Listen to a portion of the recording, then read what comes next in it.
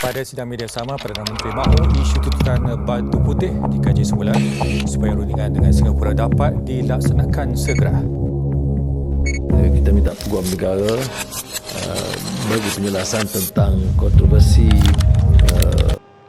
Assalamualaikum warahmatullahi wabarakatuh dan salam sejahtera. Salam Malaysia Madani. Saya Maya Nur Aisyah binti Muhammad Kamal, pelajar PPISMT ambilan Ogos 2025-2026 dari Unit Bahasa Melayu 2. Pada hari ini, saya akan mengupas mengenai satu isu, iaitu isu berkenaan Pulau Batu Putih. Pada Mei 2018, seorang Perdana Menteri Malaysia telah mengambil keputusan sendiri untuk tidak merayu dalam kes perebutan Pulau Batu Putih yang melibatkan konflik berpanjangan antara Malaysia dan Singapura sejak tahun 1979. Mahkamah Keadilan Antarabangsa telah memutuskan bahawa Pulau Batu Putih menjadi hak milik Singapura. Oleh sebab itu, pada hari ini saya akan membincangkan kesan dan pengajaran isu tersebut kepada pemimpin dan rakyat di negara kita. Seterusnya, saya akan menjelaskan rentetan peristiwa berkenaan isu Pulau Batu Putih ini dengan lebih terperinci. Dari sudut sejarah, kawasan ini dipercayai berada di bawah pengaruh Kesultanan Johor. Namun begitu, sepanjang tempoh pentadbiran British, Singapura telah menjalankan pelbagai aktiviti pentadbiran di pulau tersebut, termasuklah mengurus dan menyelenggara rumah api Habsburg Lighthouse. Keadaan ini kemudiannya menimbulkan persoalan mengenai kedaulatan sebenar pulau tersebut. Pertikaian antara Malaysia dan Singapura mula menjadi isu rasmi pada 21 Disember 1979. Hal ini demikian kerana Malaysia telah mengeluarkan peta baharu yang menunjukkan Pulau Batu Putih sebagai wilayah Malaysia. Tindakan ini menyebabkan Singapura membantah sekerasnya kerana negara tersebut mendakwa bahawa Pulau Batu Putih berada di bawah pentadbirannya. Perundingan antara Malaysia dan Singapura yang tidak berjaya menyebabkan mereka bersepakat dan bersetuju untuk membawa kes tersebut ke International Court of Justice atau lebih dikenali sebagai Mahkamah Keadilan Antarabangsa pada tahun 2003 bagi mendapatkan keputusan muktamad berdasarkan Undang-Undang Antarabangsa. Melalui proses perbicaraan selama beberapa tahun, mahkamah tersebut akhirnya membuat keputusan pada 23 Mei 2008. Mahkamah Keadilan Antarabangsa memutuskan bahawa kedaulatan Pulau Batu Putih diberikan kepada Singapura. Walau bagaimanapun, mahkamah turut memutuskan bahawa Middle Rocks atau Batuan Tengah menjadi milik Malaysia. Selain itu, kawasan yang dikenali sebagai Subir Selatan akan menjadi milik negara yang mempunyai perairan wilayah di kawasan tersebut. Walaupun keputusan mahkamah pada tahun 2008 dianggap muktamad, Undang-Undang Antarabangsa masih membenarkan sesebuah negara untuk memohon semakan semula sekiranya terdapat bukti baharu yang boleh mempengaruhi keputusan terdahulu.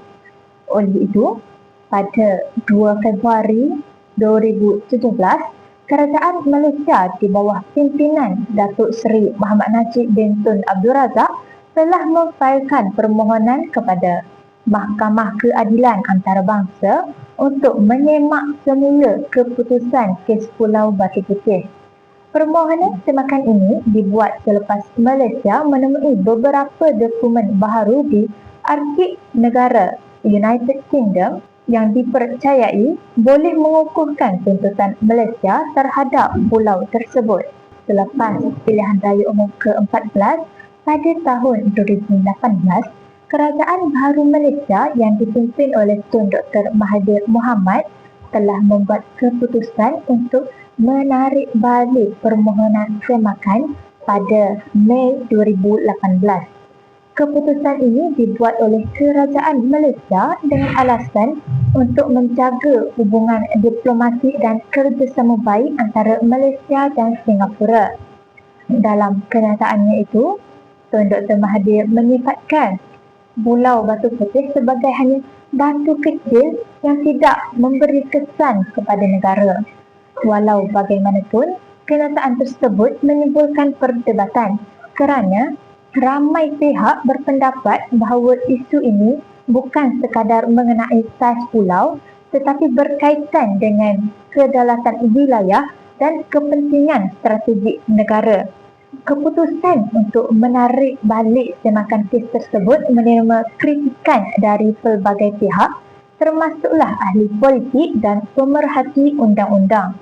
Mereka berpendapat bahawa Malaysia sepatutnya meneruskan usaha undang-undang bagi menilai semula keputusan tersebut berdasarkan bukti baharu yang telah ditemui.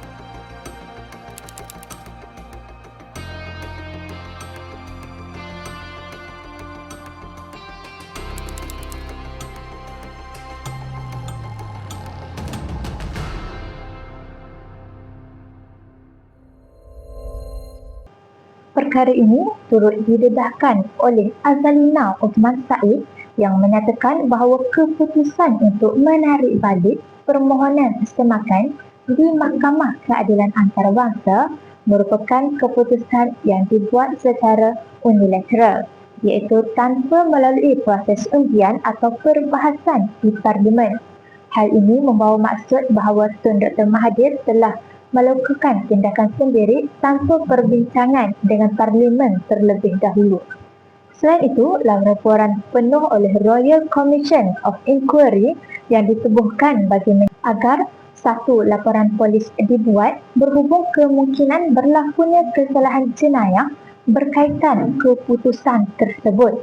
Cadangan ini dibuat kerana kemungkinan wujud unsur kesalahan di bawah Seksyen 415(B) Kanun Keseksaan yang berkaitan dengan kesalahan penipuan.